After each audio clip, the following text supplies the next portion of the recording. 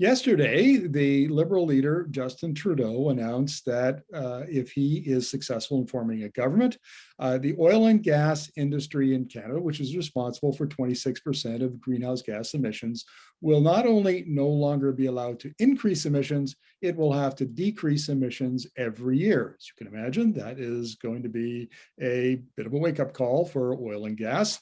So I'm going to talk to economist Richard Masson of the School of Public Policy at the University of Calgary about that. Welcome to the interview, Richard. Great to be here, Markham. Well, give me your take on the announcement, please. Well, I think, first off, it comes a little bit as a shock, I'm sure, to many in the oil patch.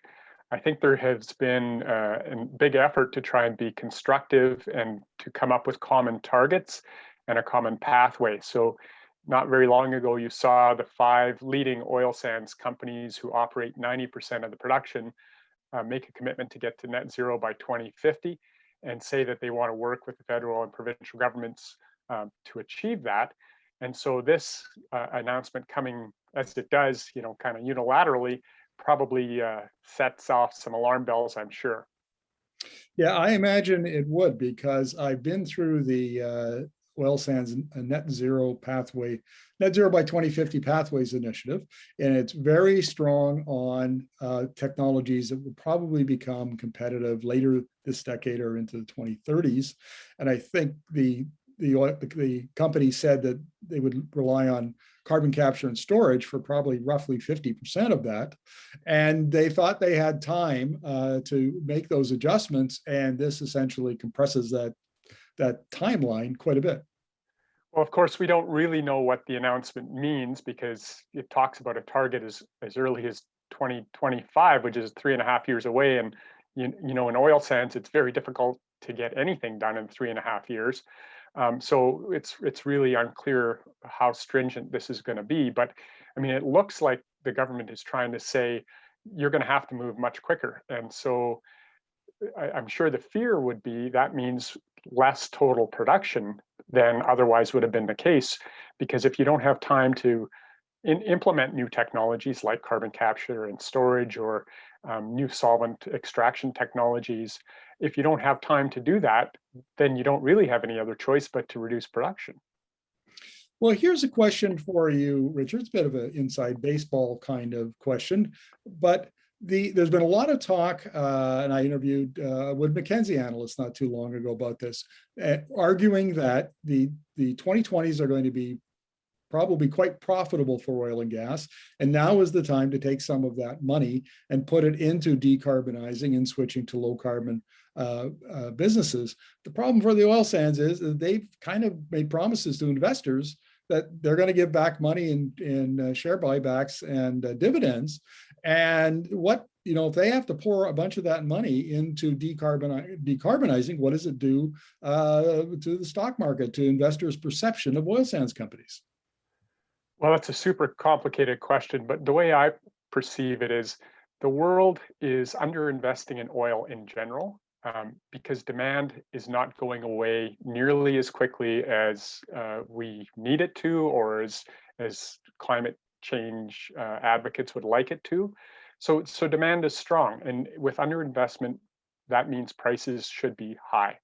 So then the oil sands companies are going to have challenges, right? So they need to decarbonize, so take their existing production, implement new technologies to reduce the carbon footprint. They need to decide how much growth will they have, and that has to be part of the overall context of global supply. And I think there's going to be a strong need for supply. The decline in conventional fields happens, the decline in the Permian is very steep. So there's lots of reasons why the oil sands should be a good ongoing source of supply. And then there's the whole point about share buybacks. And the oil sands folks have been delivering returns to shareholders actually better than a lot of the other American companies who had been reinvesting it all in new drilling. So they're a little bit ahead of that game. So I think it's all a big challenge. I think there's a path to increased production, much lower carbon footprint, and healthy cash flow, but it's going to take a little bit of time to get it all pulled together. I know companies are really working towards it right now. What do you make about the new methane emission numbers that that Trudeau talked about? Because in the past it was 40 to 45% reduction in methane emissions from oil and gas production by 2030. Now it's 75%. I mean, that's a healthy increase. Yes, and I am not close enough to that segment of the industry to say how big an impact it is. I do know Canada is already a leader globally in terms of methane reductions. We have more technologies than anybody, and there's been a lot of work to develop new technologies and new ways to operate to reduce methane.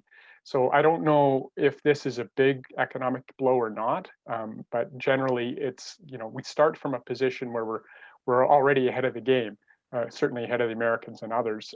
So it's going to be challenging, no doubt, to hit that target. Now, we've talked about the oil sands and we've talked about methane emissions. Let's talk about conventional and unconventional production in the Western Canadian Sedimentary Basin.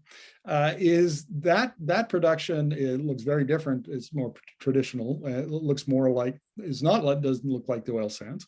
How might it be affected by more stringent emissions regulations? Well, these are, one of the problems with these unknown targets is how are they going to be allocated? How are they going to be allocated amongst provinces? Will the provinces accept that, given that they have jurisdiction over resource development? How would they be allocated amongst companies? One of the things about oil sands is when you invest billions of dollars up front in a big project, it will operate for many, many years. Whereas with conventional activity, you tend to have to make decisions each year to keep things moving. And so it could end up being that the oil sands is the stuff that carries on, and conventional is the stuff that has to decline because it gets starved for investment. So these are all things that I'm sure people in downtown Calgary are starting to think through some of the implications of this announcement, given that they have had no information about it up to this point. But I don't know that we really know how this would play out because we don't know how the targets would be allocated and enforced. Now, one of the things that I noticed in going through the investor presentations for the oil sands companies is Suncor is the one oil sands company that said it will cut its emissions by 2030 from 29 megatons a year to 19 megatons, which really is quite an astonishing drop given the way things have been going lately. But that's not my question. My question here is they also said they're not increasing production. They're going to increase value. They want to make more money per barrel than they have in the past rather than increasing barrels. Do you think that might be a strategy that appeals to some of their competitors?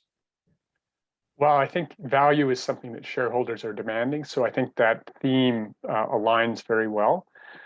One of the things, the way I frame it is we have now proven we have 12, let's say, reservoirs that work very well. And so you have Christina Lake and Foster Creek and Kirby and a number I could name that we know have very good economics and there's a lot of resource there. And so it makes sense that they will incrementally get expanded over the next decade or two to meet the global demand. So the question is, how do you high grade your resources to make the most of your available infrastructure? It's not likely we're going to get any new pipelines after TMX is completed.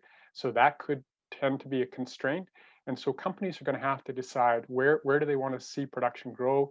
Where might they let it decline in order to maximize the overall value of their portfolio?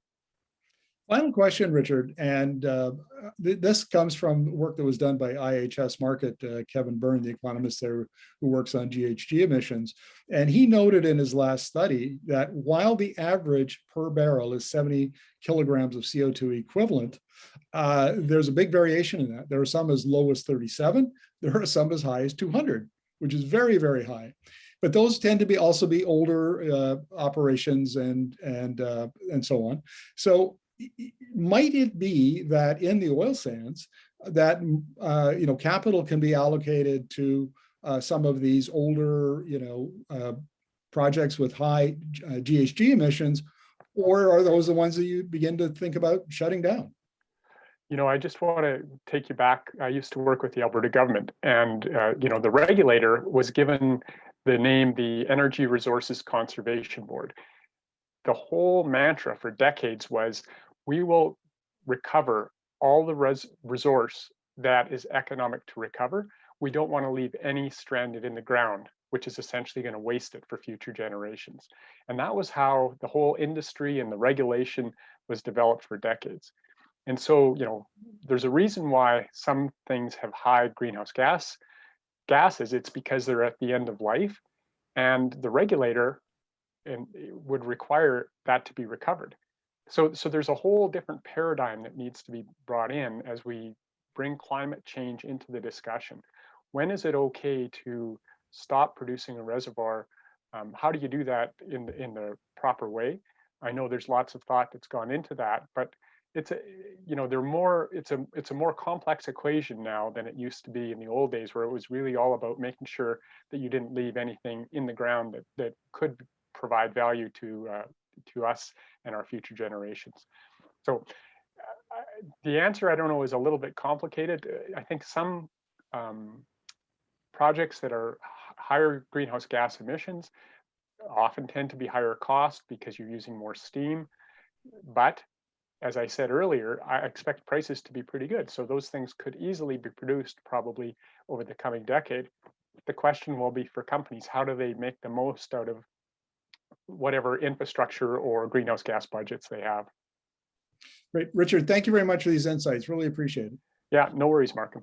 Take care.